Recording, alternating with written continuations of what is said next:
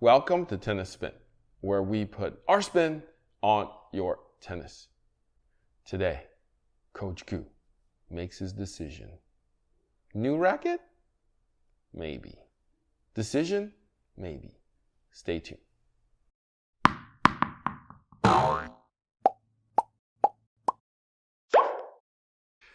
All right, so Coach Gu has made a decision on which rackets he'll be using this year. We've gone through a pretty extensive journey for you in the past, feels like a month and a half with all the rain. Yeah, pretty much, yeah. And let's start with the 3 rackets that you have been messing with, let's say, for the past 3 months. Or 3 choices that I have. Yeah, for the past month and a half, I mean. Yeah. We don't have one of the rackets because somebody actually asked you to borrow it, and you were nice enough to let them. Yeah, basically. And that's the Technofiber His T-Fight. name starts with an H and then finishes with the Y, so I wonder who took it. Yeah, I passed it on to somebody else. Yeah, thanks, bud. So the Technofiber T-Fight 315, the newest version. The Medvedev, basically. No, the Medvedev's a 305, so 315. 315, okay, sorry. Yeah. The one heavier that's version. Equivalent to yours, except it says T-Fight. Yes. Okay, that's what you've been using. Yep. And tell me about what you thought of that. It is definitely what I was looking for, especially compared to my old rackets. It did have the nice power. It did generate a lot more spin. Really easy to play with, and something that it was also one of my contenders. So that's why I chose that one and started playing with it. Biggest thing that I didn't like about it was hollow. Like that's what was lacking with that racket. It was hollow. Even when I put some weight on it in parts that I wanted to have weight, it just felt hollow as a racket. Maybe it's due to the design. Maybe the part of the racket that they wanted to like enhance the speed of the racket. Maybe that's why they made it a little more hollow. They actually wanted to add more feel to it. Yeah, but it did add feel, but it just didn't feel like a solid racket. You know how like when you play with rackets, like a good racket, you feel the weight, you feel everything part of that racket. So for me, I think it lacked that feel, and knowing, me as a player, that I love weight, and I love kind of feeling the plow going through the court, or going through my strings, basically, on contact, and it lacked that. It was powerful, like, I loved it, it's just, it didn't feel, they felt a little muted, we'll put it that way. Okay. So we've actually messed with that racket a little bit, too. We weighted it just like your own racket with the lead, and you were still a little off with it. I just didn't feel like a racket I felt very confident in. It still feels like a racket that if I was using it for maybe 3 to 4 years, then maybe I can get away with it, but it's not a racket I will particularly pick up. Okay. If that makes sense. So elimination number 1. Yes. Done. That's probably why it's not here today. Yeah. No, he just grabbed it from my bag and says, "Oh, I gave it to somebody else." Right. Thank you for invading my privacy.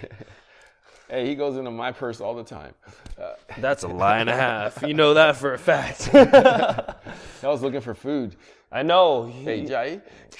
That's you. Anyways. Have you looked at yourself in the mirror lately? That's because you play all the time. All right, so here's number 2 here. This boy says, I'm sure I want the whiteout.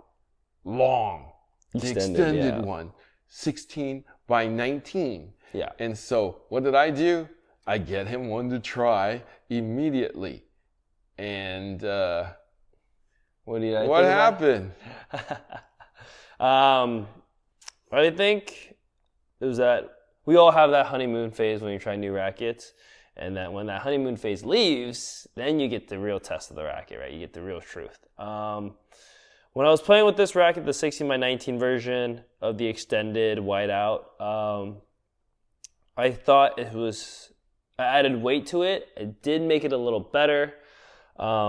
I think for me, the extended version, it was flexible. I did like the flex. It was lacking stability, in my opinion. I weighted it up in certain spots I thought it would maybe adjust, and we both experimented with that. And we did whatever we could with the racket to make it weigh the same way, and it still felt like it was lacking stability. And then you could agree with me on that too, because you were trying it as well. Right. And I think it's maybe just due to the fact that, like every person has a different taste and a different playing style. So people might like more flex in their rackets. For me, he knows what I like, so he pretty much is it's like a baseball bat when I play with it. So this didn't feel that way. It felt like it still had a lot of flex, which is great. It just didn't feel stable. And that's why I kind of started to steer away from it and then asked you back for the regular because I wanted to really test the difference between the two. And maybe it's the extension of the grip that made it maybe counterbalance it off. We did add a weight to the butt cap. Solinco does make weighted butt caps now, so I think you guys should check that out. But we did whatever we could. Even we played around with the throat a little bit too, and it still didn't feel right. We weighted it up on all different places, and it still didn't feel right. And we were like, "Wow, this is very interesting." Yeah. So this was almost like a half a month project. We just kept messing with it almost every single day, and it still didn't achieve what we both wanted to achieve. Right. That way. We're making minor adjustments to the really racket. minor adjustments. Just waiting. We just weighted it everywhere. Waiting. That demo waiting. That demo racket was probably, we weighted every corner of that racket. So it's literally all we exhausted all options for it. And it pretty much didn't work out the way we wanted to work out, unfortunately. Yeah. Exactly. So unfortunately, that was it. That was it. So we're down to one. So talk to me. Well, since you got me back to the 305 regular, we weighted it up the way that I wanted to feel like, and I thought this was the right decision. No brainer. This is the racket I wanted. So now half inch shorter. Gave you what? Gave me definitely a lot more stability, and it'll definitely a lot more feel. Well, in my opinion, a lot more feel and pop. So I can get away with it, easy to maneuver. With the extended version, it was a little more difficult to maneuver because of the flex. But now with this, is a little more. There's less flex, but more forgiveness when to play around with this racket. Then we start adding weight to it. We added, we did 5 grams. 5 grams here. Yep. 5 grams on the bottom, and then we went 3, 9, and 12. Right. Like the basic standards of how I would customize my racket. Even with the old Yonex 95, it was similar to that basically. It needed it. And to my surprise, I was like, wow, I'm playing with a racket that I'm kind of used to at that point. Something that's familiar. And ever since then, I think I played with this for almost a month. Really for a solid month, and then I was like, yeah, I think I know this is the one. Right. And when he says it's the one, that's going to I be don't the change one. my mind right. anymore. After that point, I am done with that journey. I don't like to dibble dabble in other stuff. Right. I think if you find the one that's right, you stick with it and you just trust it. Right. So the one you came from, yes, this TF40, the 315, we're going about 10 grams lighter, which means we had to mess with it a little bit more. Correct. You had this all leaded up too. So we actually had led that one up even more than that. Yeah. So we're probably up to about 335 with that one. Not this particular one, but yours. Yeah.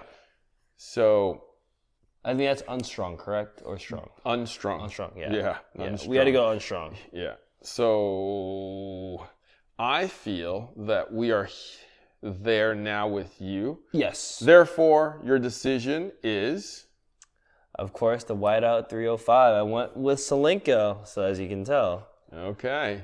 So Solinco, we're going to be giving you a call in the morning, and we'd like to talk rackets with you.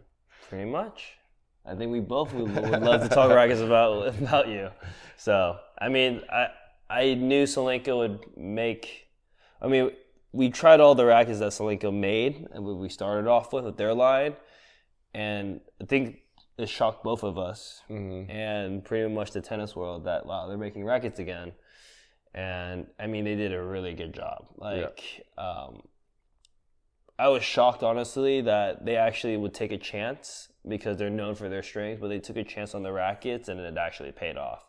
So I would highly recommend a lot of people to give Solenko a shot. I mean, it's not known for its history, of course, of rackets, but with the first line of rackets really coming out to be massively produced, I think this is a racket you should put on your radar. Definitely. I mean, although Coach Gu didn't like the extended, it doesn't mean it's not for you. Yeah. There's personal reasons why I don't like it. Yeah. But what I'm saying is with those versions, the 1619 extended, the 1820, and they have something for everyone. There's something for everyone. And it could fit your playing style, right? It's all about experimenting. But when you play with these rackets, you could tell there was a lot of time and investment with all of these rackets. And it's really hard to find a company that really cares for the customer's perspective or the player's perspective. Nowadays, as you can tell, with all the major brands, it is really hard to find a racket that is a player's racket, right? What we like to call it. And it's all massively produced. There's no quality control on any of those rackets. With Solenko and all these other up-and-coming brands, you could tell they really took their time and really put their hours into that racket. So, no, I agree. So I would say Solenko, if you guys are interested in looking into Solenko rackets, I would highly suggest you try them out. Okay, perfect. So decision made by Coach Gu. Yes. Coach Gu, where can I find you? You can find me at agu.tennis. Also be posting content there as well. All right. Thank you for sharing your journey with us. Of course. Thank you for having me to share it. All right. Thank you for watching Tennis Spin, where we put our spin on your tennis. Coach Rob, I feel like I'm lost on the court. I'm just hitting mindless tennis. Understandable. I've seen it you hit. You need a plan, Harry. Every shot has to have a purpose. We got a singles playbook there today. Are we going to run into these plays with your singles players? Absolutely. We got the diagrams. We got it all right here. All right. Step by step. Step by step. How to beat a southpaw. How to beat a pusher. It's all in here. We're going to definitely see a pusher today. And then for the doubles players, we're going to see and get the highest potential, run some plays that will basically be hopefully unstoppable on the court today. Step-by-step instructions from fuzzy yellow balls, QR code. You can watch the action on a video. So the playbook is here. Get yours today at Fuzzy Yellow Balls. Click on the link below. Check it out.